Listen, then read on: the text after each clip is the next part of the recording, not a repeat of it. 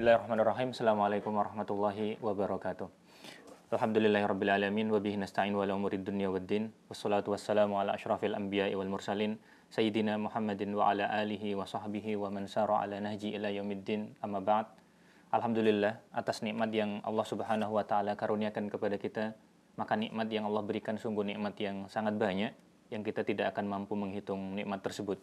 Semoga Allah memberikan taufik agar kita menjadi hamba-hambanya yang bersyukur. Salawat dan salam kita haturkan kepada Nabi Muhammad sallallahu alaihi wasallam, pembawa risalah Islam yang menunjukkan kepada kita jalan yang hak, jalan yang terang, jalan yang tidak ada lagi keraguan di dalam jalan tersebut. Pemirsa jamaah yang dirahmati oleh Allah Subhanahu wa taala, kita akan melanjutkan pembahasan kita membahas kitab Husulul Ma'mul fi Syarah Mukhtasar Al-Fusul fi Siratul Rasul, di mana Husulul Ma'mul ini karya dari Dr. Hani Ahmad Fakih hafizahullah ta'ala, salah satu dosen di kuliah hadis di Jami'ah Islamiyah di Madinah Nabawiyah. Pembahasan kita sebelumnya di pertemuan yang ke-18, pada hari ini kita masuk ke pertemuan ke-19. Pada pertemuan ke-18 kita membahas tentang awal dari Isra. Maka pada pembahasan ini kita akan membahas dua hal tentang Mi'rajnya Rasulullah Shallallahu Alaihi Wasallam ke langit. Lalu kemudian juga kita akan membahas tentang apakah Rasulullah Shallallahu Alaihi Wasallam melihat Allah di peristiwa tersebut atau tidak. Maka dua hal itu yang akan kita bahas. Akan kita mulai. Bismillah. Qala hafizahullah al-uruj ila samawatil ula. Rasulullah Shallallahu Alaihi Wasallam dimi'rajkan ke langit yang di atas. Uruj berarti maknanya itu mi'raj dari araja. Uruj maknanya itu adalah naik, su'ud, maknanya itu naik. Ila samawatil ula, naik ke langit yang di atas. Qala al-musannif mengatakan, Ibnu Katsir mengatakan dalam Al-Fusul, "Tsumma urija bihi tilkal lailah min hunaka ila sama'id dunya." Kemudian Nabi Muhammad sallallahu alaihi wasallam urija bihi, dimi'rajkan bersama dengan Jibril alaihi salam. Ibnu Katsir rahimahullah dalam tempat yang lain ya, di beberapa tempat yang lain, kalau tidak salah di Bidayah wan Nihayah, ketika Rasulullah sallallahu alaihi wasallam selesai dari urusannya di Baitul Maqdis, Rasulullah sallallahu alaihi wasallam itu diletakkan bagi Rasulullah Mi'raj. Katanya Ibnu Katsir rahimahullah, Mi'raj di itu seperti tangga ya. Seperti tangga. Mi'raj ini oleh Ibnu Katsir yaitu tangga. Sehingga Rasulullah SAW ketika Mi'raj itu kemudian katanya Ibnu Katsir naik tangga, dimi'rajkan. Dan bukan kemudian dengan buruk sebagaimana difahami oleh sebagian orang.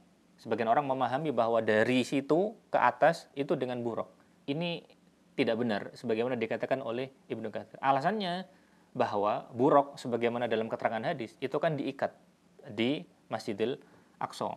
Sehingga ketika selesai urusan di Masjidil Aqsa, Rasulullah SAW naik ke atas dengan mi'raj, yaitu tangga.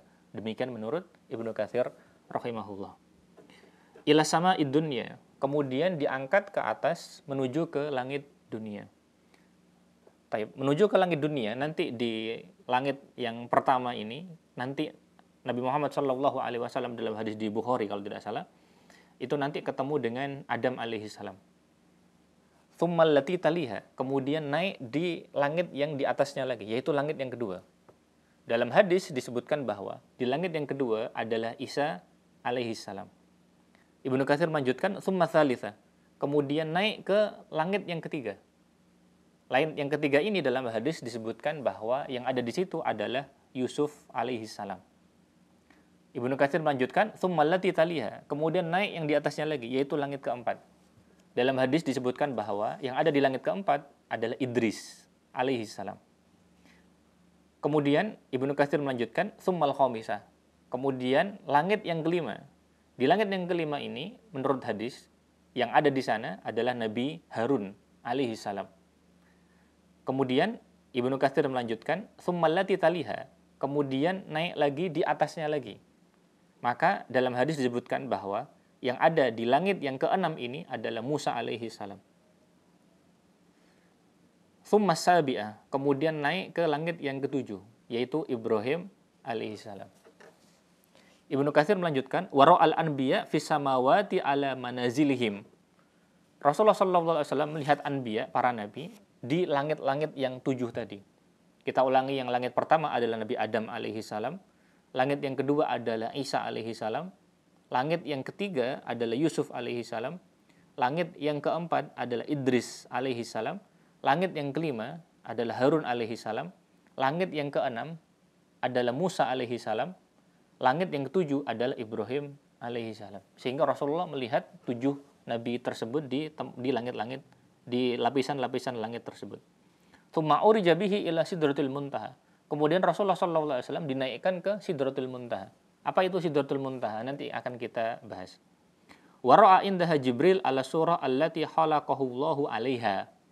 Rasulullah sallallahu alaihi wasallam di Sidratul Muntaha itu kemudian melihat Jibril dalam keadaan bagaimana Jibril itu diciptakan, dalam keadaan aslinya.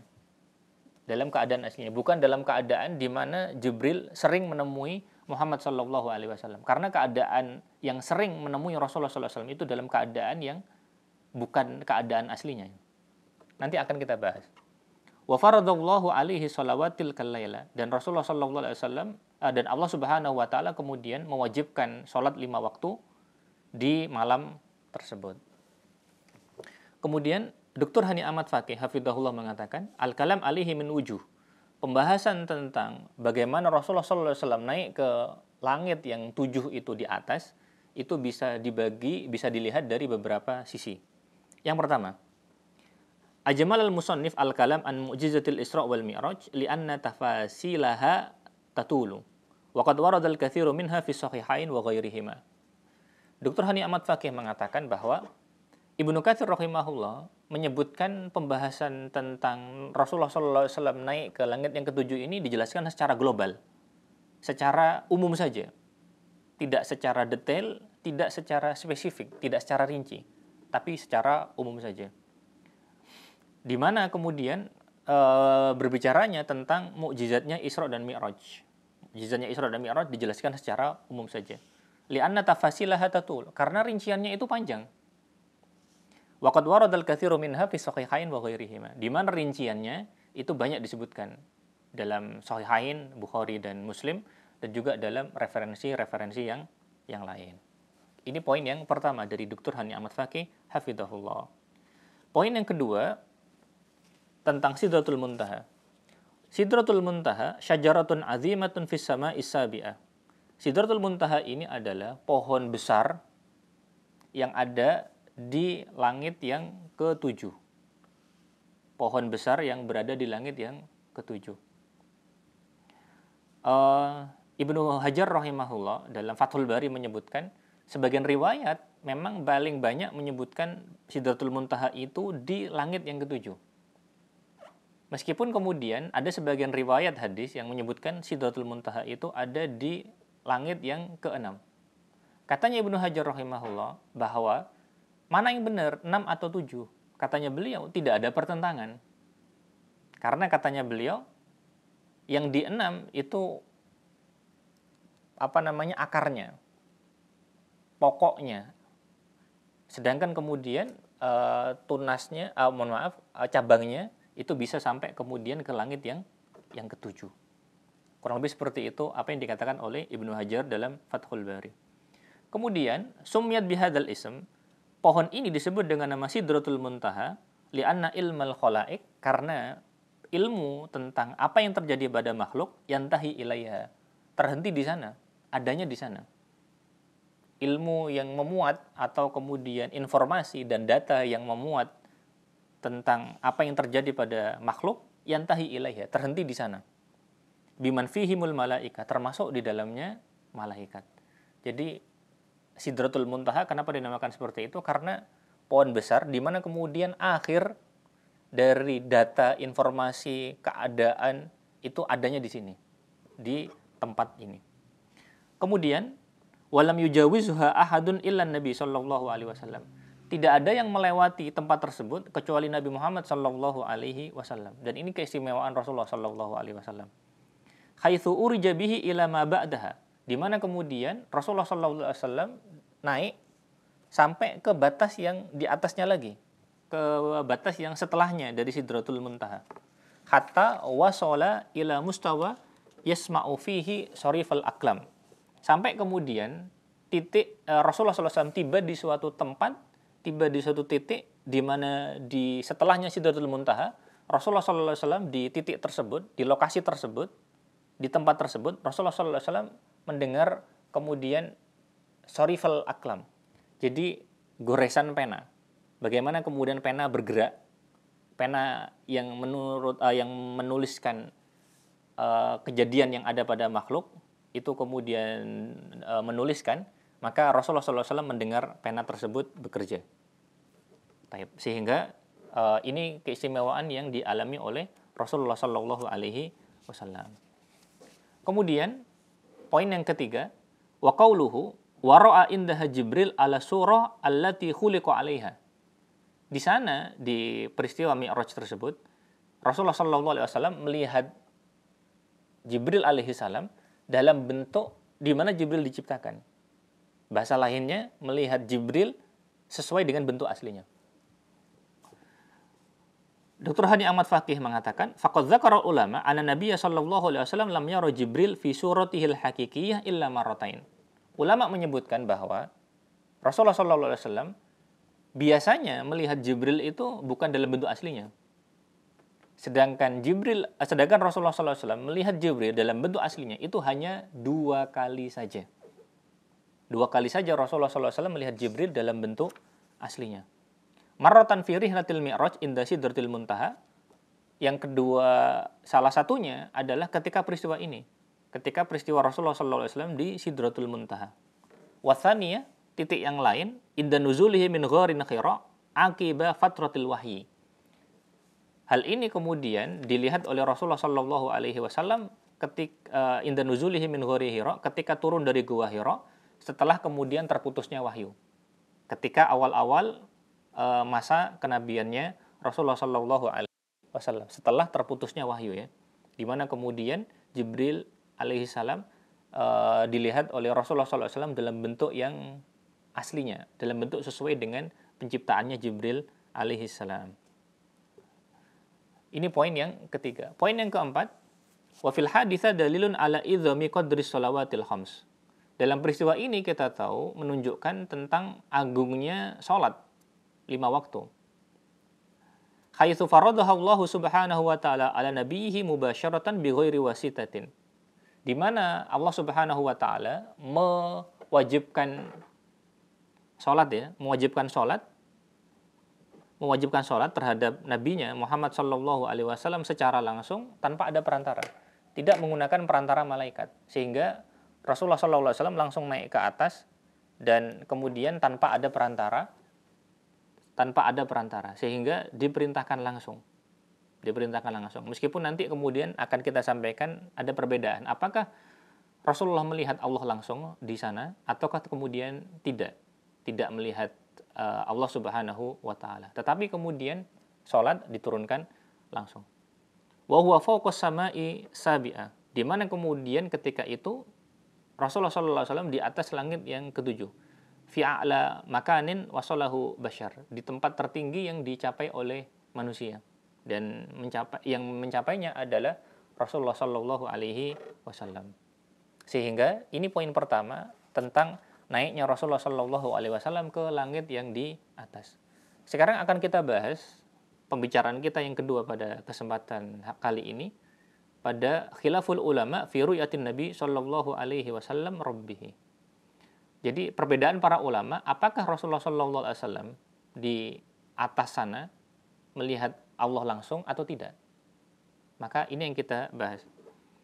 Qala al-musannif yaitu Ibnu Katsir rahimahullah mengatakan, waqtalafal ulama. Para ulama itu berbeda pendapat. Para ulama berselisih. Hal ra'a rabbahu aula. Apakah Rasulullah sallallahu alaihi wasallam ketika di atas sana, ketika peristiwa Mi'raj tadi, apakah Rasulullah sallallahu alaihi wasallam melihat Allah langsung atau tidak? Ala qaulain. Ada 2 pendapat para ulama apakah Rasulullah sallallahu alaihi wasallam melihat Allah langsung atau tidak. Fasahha an Ibni Abbas annahu qala ra'a rabbahu. Sahih ada riwayat dari Ibnu Abbas yang menyebutkan bahwa Rasulullah SAW di peristiwa Mi'raj tersebut melihat langsung Allah Subhanahu wa taala. Wa jaa'a fi riwayatin anhu, namun dalam riwayat lain yang dari Ibnu Abbas juga, ra'ahu bi fuadihi, melihat dengan fuadnya, dengan hatinya. Wa fi sahihain, adapun dalam sahihain, an Aisyah radhiyallahu taala annaha angkarat dzalika ala qailihi. Adapun pendapat yang kedua sebagaimana disebutkan dalam sahihain, yaitu pendapat yang menafikan, yang meniadakan, yang bilang bahwa tidak, Rasulullah SAW tidak melihat Allah Subhanahu wa taala ketika peristiwa Mi'raj tadi. Sedangkan pendapatnya Ibnu Abbas mengatakan melihatnya. Riwayat dari di Sahihain, salah satunya riwayat Aisyah radhiyallahu taala anha, di mana Aisyah mengingkari Ibnu Abbas yang mengatakan bahwa Allah melihat Rabb-nya. Sehingga Aisyah mengingkari. Berarti Aisyah mengatakan tidak, Rasulullah tidak melihat Rabb-nya di sana. Wa qalat hiya wa Ibnu Mas'ud, dan pendapatnya Aisyah, begitu juga pendapatnya Ibnu Mas'ud radhiyallahu anhuma, innama ra'a Jibril. Aisyah dan Ibnu Mas'ud mengatakan bahwa yang Rasulullah SAW lihat di peristiwa Isra tersebut itu bukan Allah, tetapi Jibril alaihi salam. Kemudian warwa Muslim fi sahihihi min hadithi Qatadah an Abdullah bin Syaqiq an Abi Dzarrin annahu qala. Riwayat Muslim dalam sahihnya dari hadis Qatadah dari Abdullah bin Syaqiq dari Abu Dzar radhiyallahu taala anhu, Abu Dzar mengatakan, sa'altu Rasulullah hal ra'aita rabbaka. Abu Dzarrin radhiyallahu anhu mengatakan, bertanya kepada Rasulullah, wahai Rasulullah, apakah engkau melihat Rabbmu? Qala, Rasulullah sallallahu alaihi wasallam menjawab, nurun. Rasulullah menjawab, nur. Rasulullah hanya melihat cahaya. Anna arahu, bagaimana saya melihatnya? Wa fi riwayatin, dalam riwayat yang lain, ra'aitu nuran. Dalam riwayat yang lain mengatakan, ra'aitu nuran, aku melihat cahaya. Aku melihat cahaya, sehingga tidak melihat langsung Allah Subhanahu wa taala. Fahadzal haditsu kafin fi hadhil mas'alah. Katanya Ibnu Katsir, maka hadis ini cukup dalam menengahi masalah ini. Maksudnya Ibnu Katsir condong kepada pendapat berdasarkan hadis ini bahwa Allah tidak bisa dilihat oleh Rasulullah SAW dalam peristiwa Isra ini. Baik. Kita lanjutkan. Dr. Hani Ahmad Fakih hafizahullah mengatakan al-kalam alaihi min wajhain. Jadi pembahasan tentang apakah Rasulullah SAW melihat Allah Subhanahu wa taala, maka bisa dilihat dari dua sisi. Bisa disampaikan dari dua sisi. Sisi yang pertama, asyarul musannifu fi hadzal mawdhi'i ila khilafil ulama fi mas'alati ru'yatin nabi sallallahu alaihi wasallam li rabbih lailatal Isra wal Mi'raj. Dr. Hani Ahmad Fakih mengatakan bahwa Ibnu Katsir mengisyaratkan dalam tempat ini, dalam kesempatan ini, terkait dengan perbedaan para ulama dalam masalah apakah Rasulullah Shallallahu Alaihi Wasallam melihat Rabb-nya di peristiwa Isra ini. Kemudian beliau melanjutkan, wal qaul bi admir ru'ya huwa alladhi rajjahahu katsirun minal ulama kal musannif. Maka pendapat yang mengatakan bahwa Rasulullah SAW tidak melihat Allah, pendapat yang mengatakan bahwasanya Allah tidak dilihat oleh Rasulullah SAW dalam peristiwa Mi'raj, itu yang banyak dirojihkan oleh para ulama. Di antara yang merojihkan adalah musannif, yaitu Ibnu Katsir sendiri, wa Ibnu Taimiyah, begitu juga Ibnu Taimiyah, wa Ibnu Abdul Aziz, begitu juga Ibnu Abdul Aziz, wa Syinkiti, begitu juga Syinkiti, Muhammad bin Amin Asy-Syinkiti, penulis Adwaul Bayan ya, masyhur. Wa dzalika li admi wurudi dalilin sharihin fi itsbatir ru'ya. Hal itu karena tidak terdapat riwayat yang sharih, riwayat yang terang yang menunjukkan demikian, yang menunjukkan bahwa Rasulullah melihat langsung Allah. Tidak ada dalil sharih terkait hal tersebut. Idzafatan ila hadits Abi Dzarrin alladzi dzakarahu al-musannif fa huwa kan-nassi fil mas'alah. Tambahkan lagi dengan adanya hadis Abu Dzar yang kemudian sudah disebutkan oleh musannif, yang sudah disebutkan oleh Ibnu Katsir, di mana hadis ini menjadi nas ya, menjadi dalil, menjadi hujjah dalam masalah ini. Sehingga insya Allah pendapat yang tepat bahwa yang dilihat oleh Rasulullah SAW bukanlah Allah Subhanahu Wa Taala. Dalam hadis yang kita katakan nur, Rasulullah SAW melihat cahaya. Poin yang kedua, Dr. Hani Ahmad Fakih mengatakan, wa qad tatarraqal musannifu lil mas'alah marratan ukhra fi akhiril kitab. Dalam akhir kitab nanti musannif yaitu Ibnu Katsir rahimahullah membahas masalah ini lagi di akhir kitab. Nanti akan membahas masalah ini lagi. Wa qala, dan mengatakan, wa ma ruya min itsbatir ru'yah bil basar fala yasihu syai'un min dzalika la marfu'an bal wala mauqufan.